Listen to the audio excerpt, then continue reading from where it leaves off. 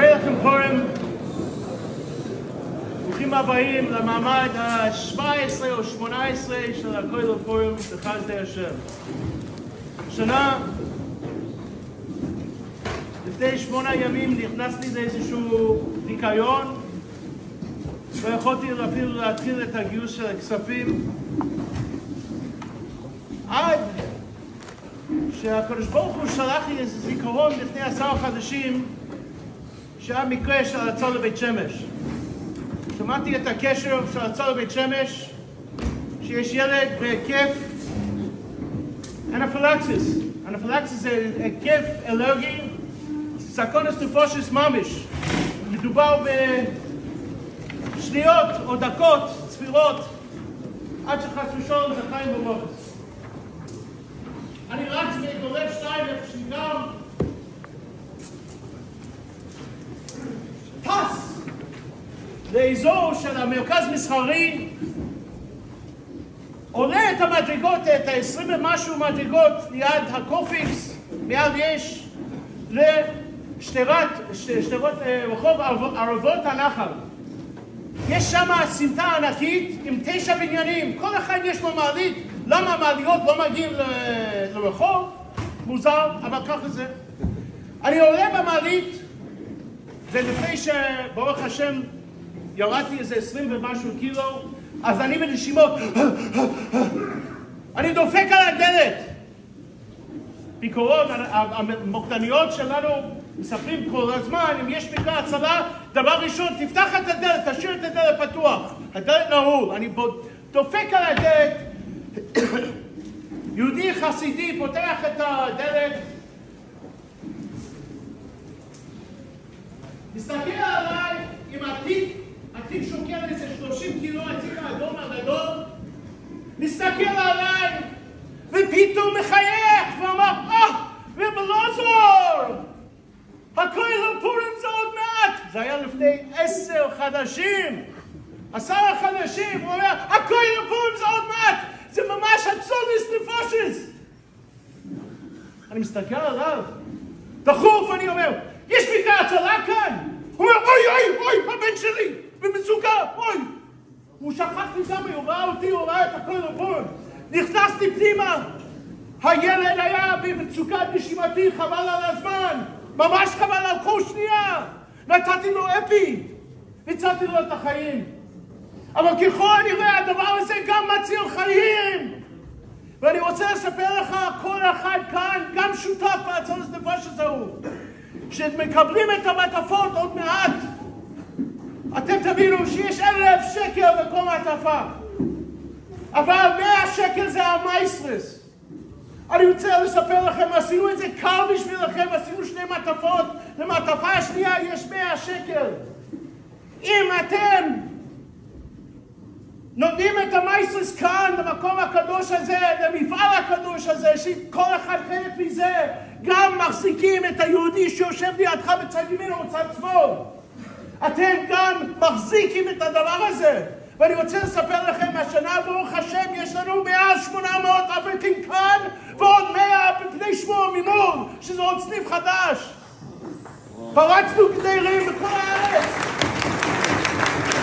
אני רוצה שתדעו שהמקום הזה שנולד לפני שנים, אני אמשך קצת בגלל שעדיין מכינים את המעטפות. היה סיפור ארוך עם הכסף הערב, בעיות, אבל בעזרת השם כולם יקבלו בלי נדר. מה קרה? לפני 17 שנה התחלנו עם 10 אברכים. וכל שנה יש סיבה לא לעשות, וזה קשה, זה היצר הרע מגיע, משגע אותי. אבל מרדכי דוחף אותי, הרב קורנפלד דוחף אותי, ושמואל זלמן דוחף אותי. השנה היה יהודי לפני 1.5 חודשים, שלח 2,000 שקל, הוא אומר, אני רץ להיות מעין הראשונים התורמים לדבר הקדוש הזה. אז אני מתחנן לפניכם, כדי שכולם יכולים לקבל, בבקשה ליתן את המייסרס, כאן, ולא תצא מהדלת עם המייסרס, לא תשכח את זה, אל תשכח את זה. זכותכם. דבר שני, אני רוצה לספר לכם בקצר, שמעתי משהו נורא ואיום מהרב גרוס השבת.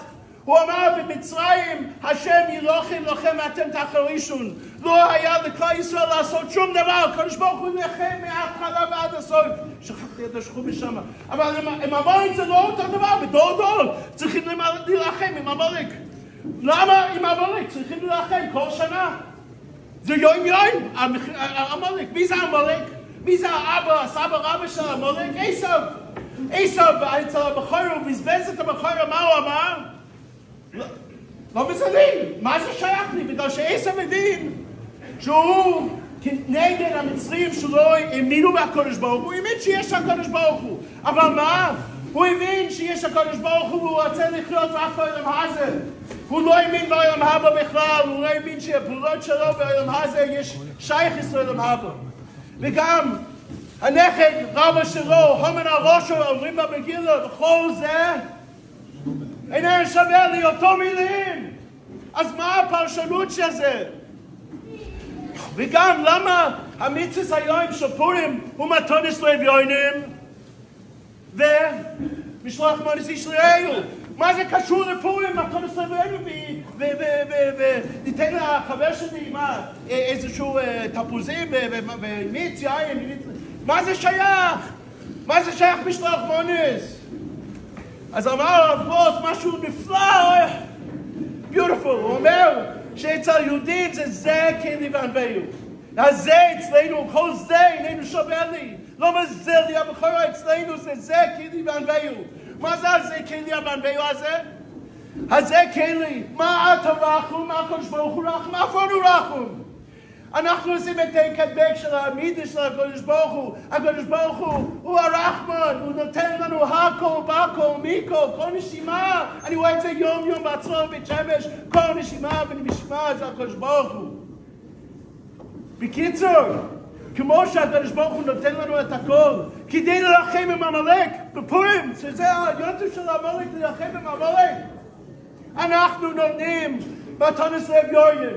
כמו שהקדוש ברוך הוא זן מפרנס הכל, אנחנו נותנים לחברים שלנו, לשכנים שלנו, מה?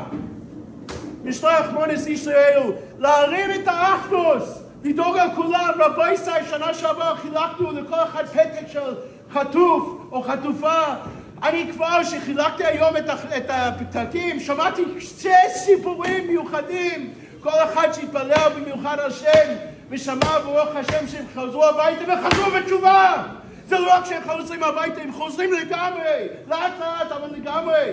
יש לכם חלק גדול, מי שקיבל פתק, בבקשה, אני מתחנן לפניכם, תתפלל טוב, כל יום בשביל החטוף שקיבלתם עד שכולם חוזרים הביתה וחוזרים בתשובה. ובואי נשאל, הבקשה שלי, שזה בעזרת השם, כלל ישראל במצב מצוקה, כלל ישראל צריך הרבה ישועות. אני רואה גם יום שכלל ישראל צריך הרבה ישועות, הרבה רפואות, ויש גם בעיות של פרנסה בלתי צפוי. אני אספר לכם שמתוך אלו שנולדו שנה שעבר, היה חלק שלא יכולו לתרום השנה, והיה חלק שקיצצו 2/3. זה אתגר בלתי צפוי, המצב לא פשוט במשק.